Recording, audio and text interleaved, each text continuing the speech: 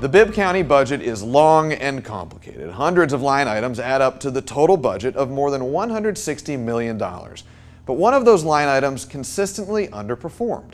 From fiscal year 2015 to 2018, Bibb County came up nearly $4 million short in business license tax revenue. And according to records from the Business License Department, the county may have failed to collect from thousands of businesses in that time. We had some glitches. We know, for instance, that some notices did not go out. Paying the license tax gives businesses the right to operate in the county, but the county did not even notify some businesses they had to pay it. Others failed to pay it 1 year and then were forgotten by the county. There was a practice from our business development services that they sent out a notice. If they didn't get a response, they dropped them off the list, which is not a good practice. According to the 2020 business license form, a typical business must pay a $65 flat fee, plus an additional $39 per employee. That means a business with 10 employees would owe the county $455. We want to collect what we're supposed to be collecting. In an open records request, the Bibb County Business License Office confirmed the county did not collect from thousands of businesses. Here's the breakdown. In 2016, the county listed 9,500 businesses they say should have paid. Only 5,500 did. In 2017, 9,700 were supposed to pay and only 5,600 did. And in 2018, 8,100 had to pay, only 6,000 did. Macon Bibb spokesman Chris Floor, who is sitting behind the camera in this shot, says those big numbers may be inflated. He says they may include some businesses that have closed, but he also confirms the county was not accurately tracking how many businesses were actually operating, only how many paid.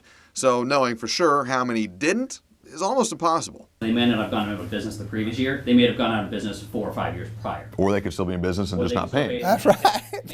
Exactly. That's true. That's true. Commissioner Mallory Jones, who helped bring attention to the issue, says collection efforts were almost non-existent. If I don't pay a medical bill, if I go to my GP and you get a checkup and I don't pay it, it's not, it doesn't get forgotten. I get phone calls. They threaten to go to collection.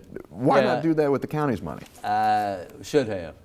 How much of that nearly $4 million shortfall can be blamed on the county's collection problems is hard to say. Business cycles and local legislation also affect how much money can be collected. But if it is even a fraction, the money left on the table could have made a huge impact. Remember the sheriff's office deputy shortage? They currently lag more than 100 deputies below full staff. And the sheriff places a lot of the blame on low department pay compared to neighboring agencies. How much further can the sheriff's office go into this deputy deficit before it becomes an absolute crisis? Well, we're not quite there yet, but I can see it on the horizon. Sheriff David Davis says just a portion of that business license shortfall could have solved the problem if that money had come in. Just almost $1 million of that would get all of my people who make less than $40,000 up to $40,000.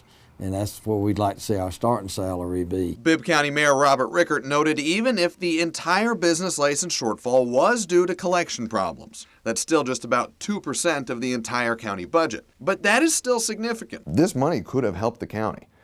Why was it not more aggressively being sought out and collected?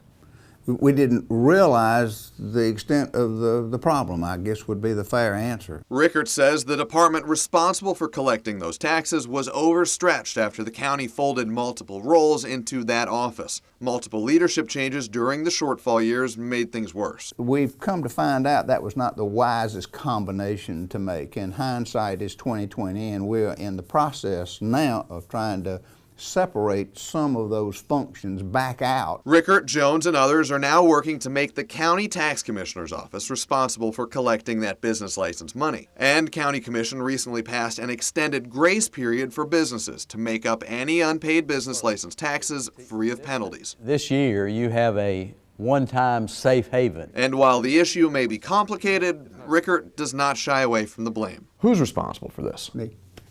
I'm a Harry Truman fan. Buck stops here. Ultimately, it's my responsibility.